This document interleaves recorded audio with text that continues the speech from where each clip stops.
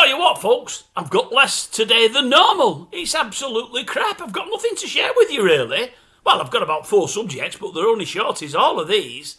Let's start with the showbiz news. Now, normally I've got 3 or 4 people on the showbiz news. I've only got 1 today, and that only came late on.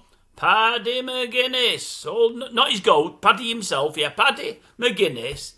It's been said by some of his friends, some close hangers-on, that Paddy's a bit upset with the Beeb and the Top Gear people.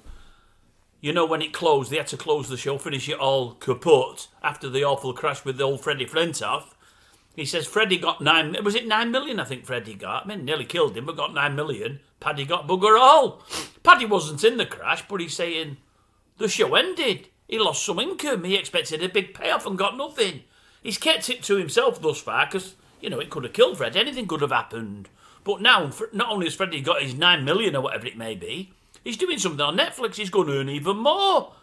Paddy's coming across as somebody that's very, very, very unhappy, and he's a little bit greedy. Now, some might say, well, when you lose your job, you should get a payoff. Well, I get that.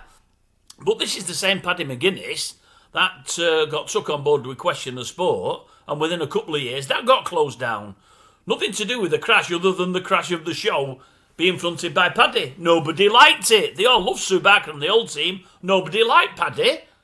Bump, it went down in no time. Dropped like a stone, man. What about all the people that worked on there, been there, on there for years and years and years? They never got a payoff. You drove that into ground, Paddy. Anyway, he's upset. I think he's a bit jealous of what Freddie's earned. It doesn't really sit well, does it? He's coming across as not the nicest person in the world, Paddy, over the last few months, you know. He's having a few moans in the wrong ears, I think, and he's not done well by his wife, Christine, from what we can gather. He's not doing well with selling the house. You know, he's keeping her there against her will, really. She wants an house of her own. She wants to move, but he's in no rush to sell. It isn't looking good at the moment. It's not as though he's not worked. He's one of them people that'll always get work. God only knows how, because he's got no talent.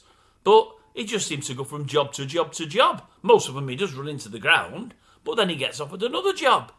I don't think he should be moaning myself. I think he's very lucky to have earned what he's earned. You know, he's a 4th, 5th or 6th rate Peter Kay. That's all he is.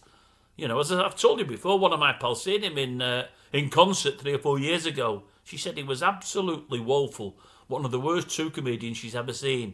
And she said that without seeing Judy Love. So he's obviously one of the worst 3, but she's not seen Judy. I don't know who the other one was, I can't remember. But she said he was absolutely terrible.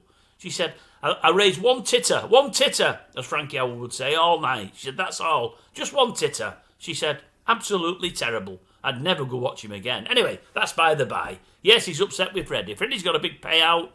They've overlooked Paddy and he's not happy. Not Happy, folks.